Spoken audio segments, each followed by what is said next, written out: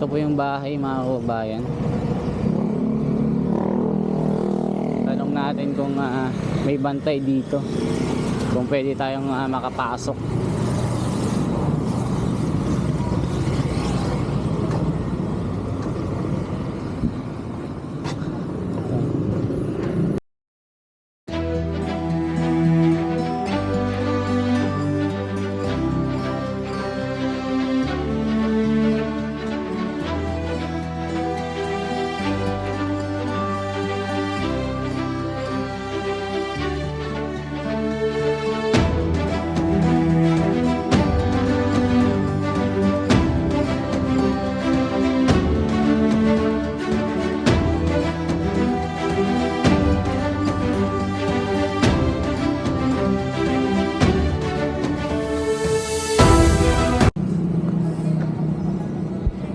Kaya nandito po tayo sa may Barangay Hall, San Jose, Bulacan, Bulacan.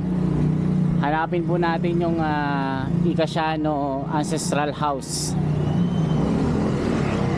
Lalakarin natin mga kababayan.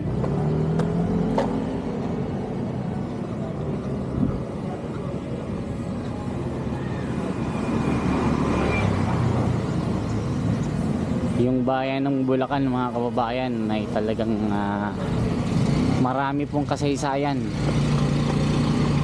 Nay, saan po dito yung ancestral house ng Icasiano? Yung malaking bahay na luma. Bahay Kastila. Opo. Ayun, sa dito. Sa diretso niyo yan. Sa dito. Ayun ang Bahay Kastila. Icasiano po. Yan ang sa Rodrigo, yun. Ay, opo. Napuntahan ko na po yung Sok Rodrigo. Napuntahan ko na. Alin? Yung Sok Rodrigo. Yung dini, kanan. Opo. Yung tapat ng Misuntis. Basta, kaliwa yun, makikita mo. Sa may LTO. Oo, yun. Sige po. Dito, asa, kakaliwa ka. Sige. Saan mo Rosie? Yan yung unang pasa, yung mga Bahay Kastila. Sige po, salamat. Bahay Kastila. Ayan. Lahat po ng mga tao dito, kilalang kilala po yung bahay. Ang tawag nila ay Bahay Kastila. Hindi nila alam mga kababayan, ay bahay ng mga bayani natin na malaking ambag sa politika at sa edukasyon.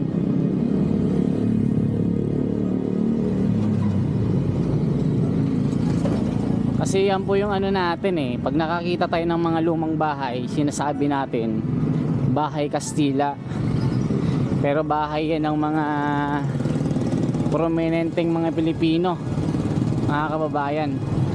Dito tayo, nandito yung Icasiano. So ito yung pinuntahan natin, Francisco Sok Rodrigo. Dito naman yung ulitin ko lang,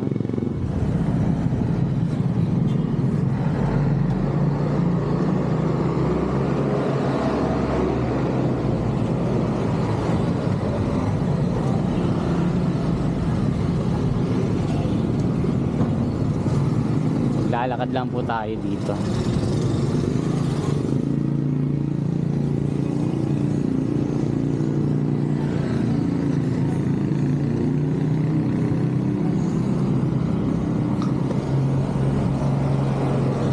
Yan, may malaking bahay din pero parang na lang, makabago pa. Ito po yung bahay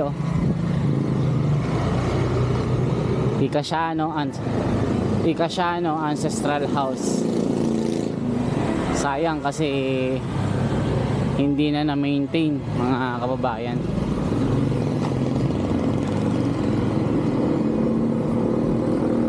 Nakita nyo may mga basura dito.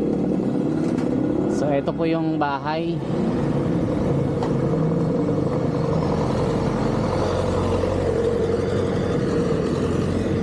Tabi lang nito yung LTO. So ito po yung bahay mga kababayan. Tanong natin kung may bantay dito, kung pwede tayong makapasok.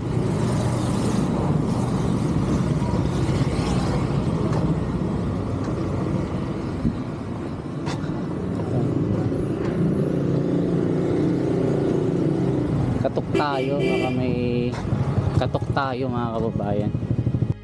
Ang nagmamay-ari ng lumang bahay na ito na itinayo pa noong 1850 ay si Colonel Vicente Sepulveda Fernando Enriquez na ipinanganak noong December 16, 1879 hanggang Mayo 15, 1936. Si Colonel Vicente Enriquez ay kilalang kanang kamay kay General Gregorio del Pilar, naging kaklase, naging kaibigan.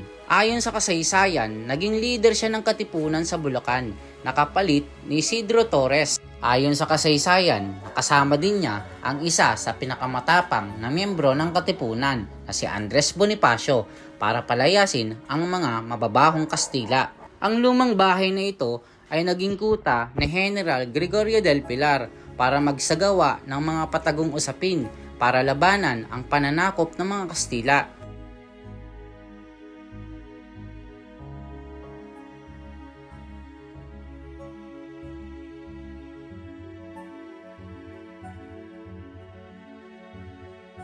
Move forward tayo mga ka-wonders. Ang bahay na ito sa kasalukuyang panahon ay tinitirhan pa rin ng mga kamag-anak ni Colonel Vicente Enriquez. Ang apo ni Colonel Vicente Enriquez sa si Boyet Enriquez ay namamalagi dito kasama ng kanyang mga kamag-anak.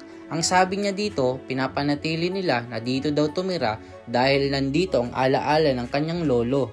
Ayon kay Ginoong Boyet Enriquez na apo ni Colonel Vicente Enriquez, ang bahay na ito ay hindi nila iiwan dahil nandito ang kanilang alaala ng kanilang angkan.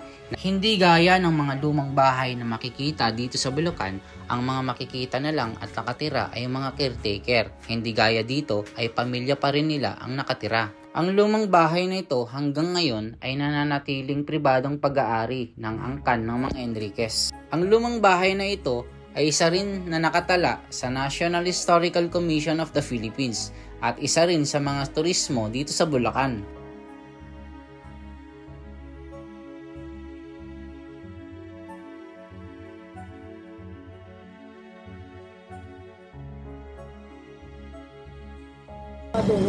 Ala po, binablog ko kasi yung mga lumang bahay, sir. Ay, ang pagkakaalam ko po dito, ayaw nila. Ayaw nila. So dito lang sa paligid talaga, no? Ayaw nila, kasi marami nang pumunta dyan ang vlog. Ayaw. So dito lang siguro ako, no? Paikot-ikot lang. Sige, sir. Thank you.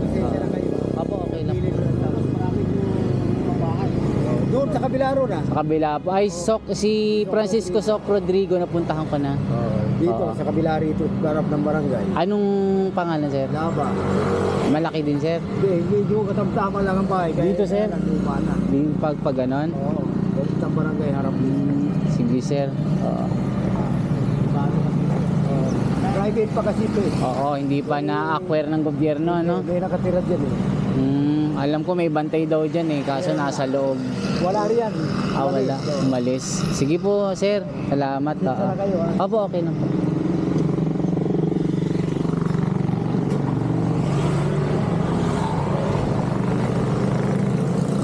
Sa tingin nyo, sir, kailan ito na itayo, sir, yung bahay? Matagal na yun. Hindi ko alam kung mga... Wala pa kayo nun, ano? Mga isang taon na may yan. Tignan natin lang yung gate, mga kababayan. May nakalagay dito. Ay, wala na kasi. Hindi natin makita kung kailan na itayo ito.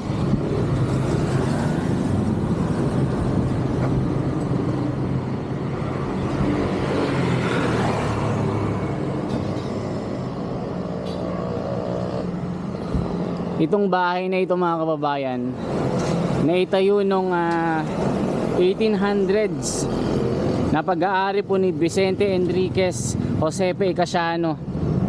Ayan po siya. Yun nga lang, mga kababayan, dahil private property pa ay hindi pa pwedeng puntahan at pasukin. Kaya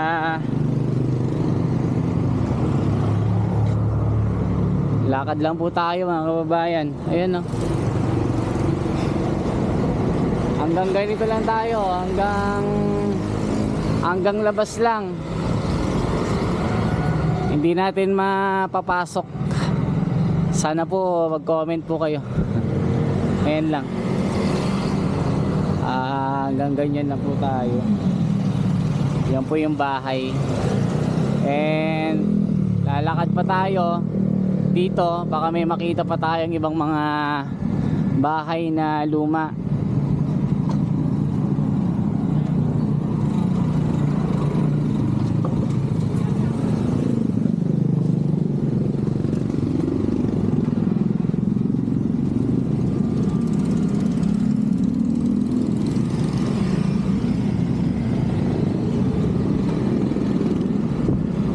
Kayo mga kababayan, mga viewers natin na mahihilig po sa mga ganitong mga content, ano pong masasabi nyo?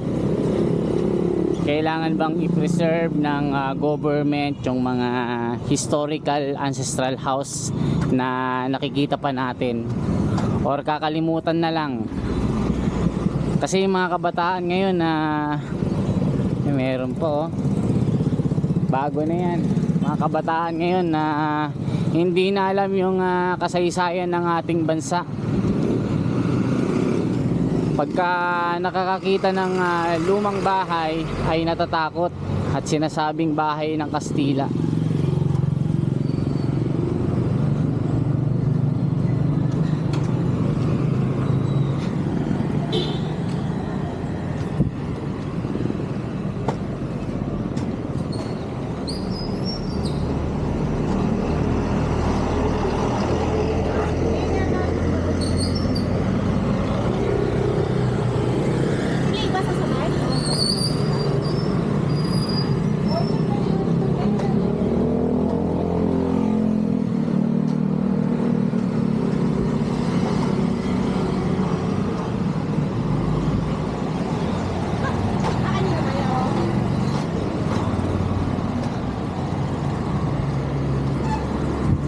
Ayan mga kababayan, sana po mag-comment po kayo kung ano po yung masasabi nyo dito. Ay meron po kaso private property na ito.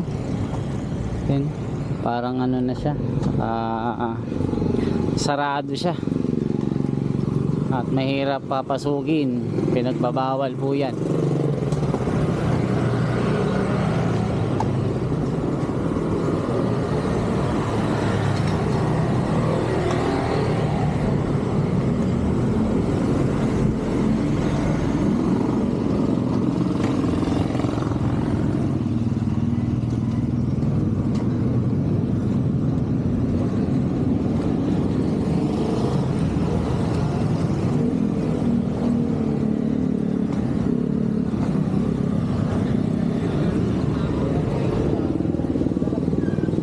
Dito, lakarin lang natin dito.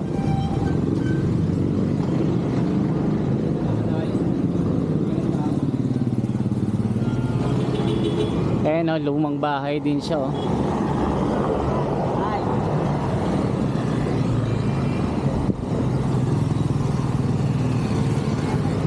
Parang wala ng tao Tao kaya dyan, no?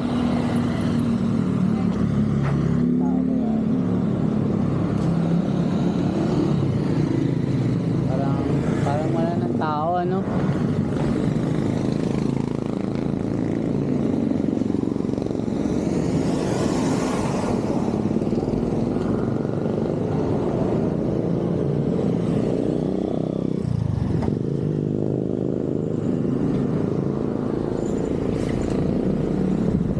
Parang lumang-luma na din siya. Pero mga 1900s na yan. Dito, meron din dito.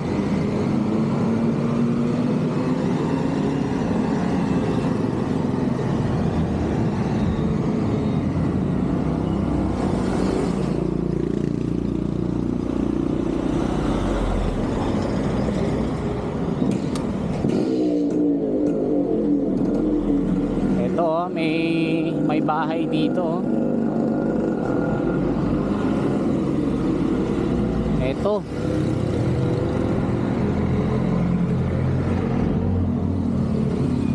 Sana makapasok tayo dito mga kababayan.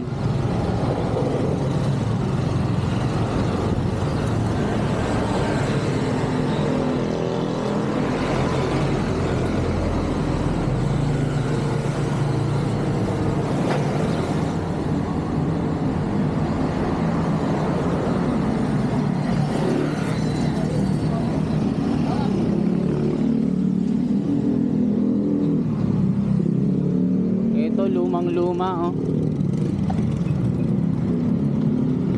May caretaker kaya dito mga kababayan kung makakapasok tayo. Ay, lumang luma, oh.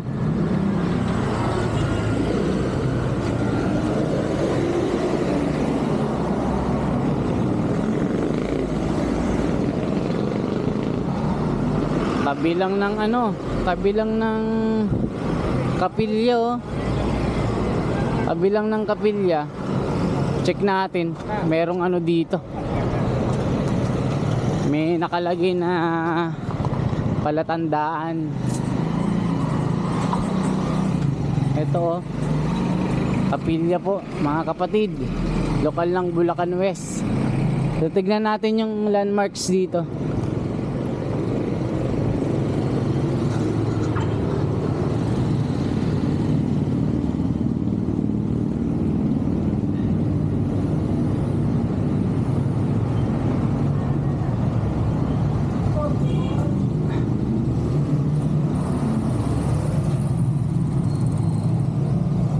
Birthplace of General Gregorio H. Del Pilar, site in the town of Bulacan, where General Gregorio H. Del Pilar was born November 14, 1875, fifth child of Fernando H. Del Pilar and Felipa Sempio,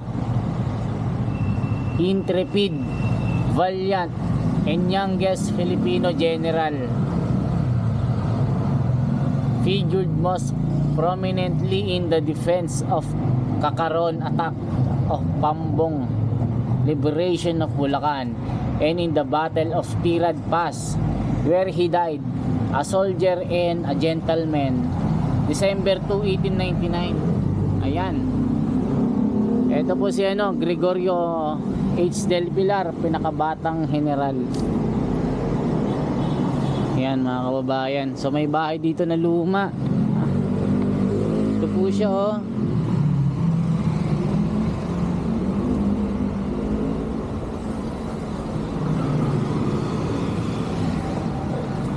Check natin kung kaninong bahay yan.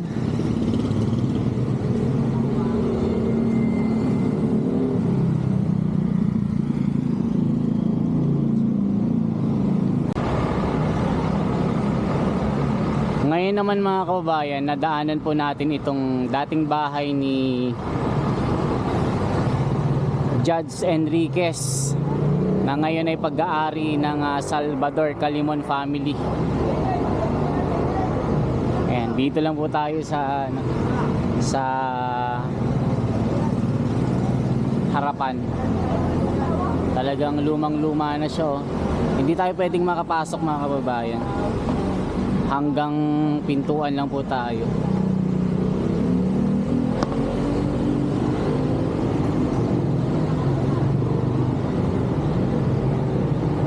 Yung bantay po daw dito ay hindi nag-i-stay. Ayan, nakikita nyo dito, ang ganda. Parang walang tao.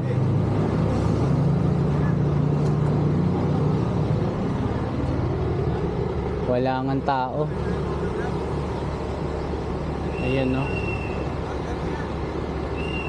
Sana ma-preserve siya mga kababayan, no.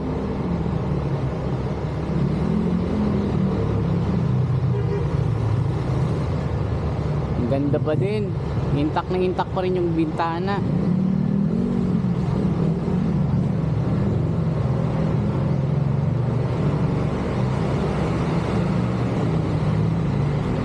Ganda ng bahay. Makikita mo talaga yung gaano karangya yung mga pamilya ng mga Enriquez noon. Napakalalaki. Wala kasi yung caretaker mga kababayan, eh.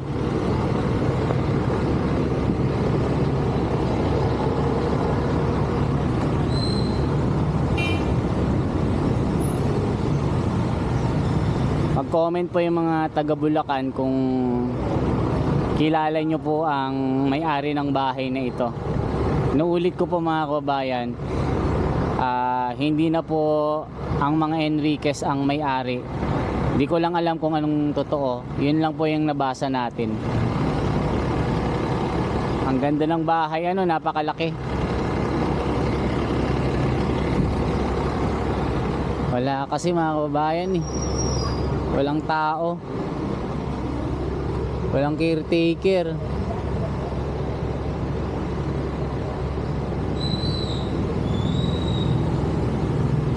Yan, tara na mga kababayan. Kasi walang tao. Kaya, shout out sa inyo. Haha. Sige. Ang lakad tayo. Okay, kuya, thank you, thank you.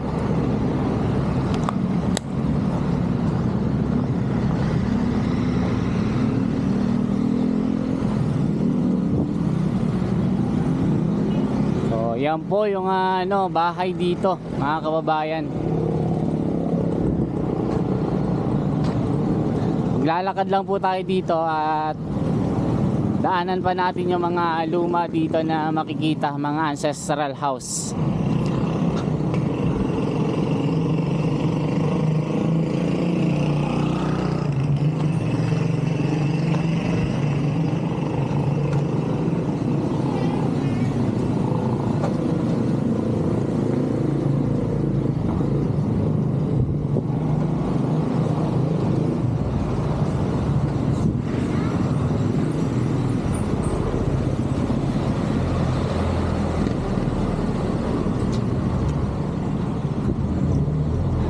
Ito, luma na rin ito mga kababayan, no?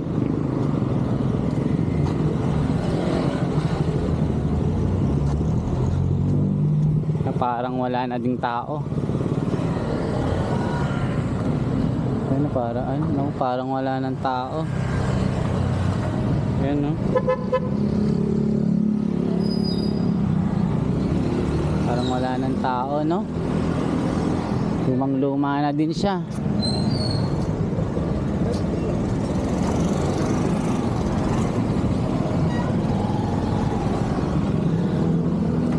Na.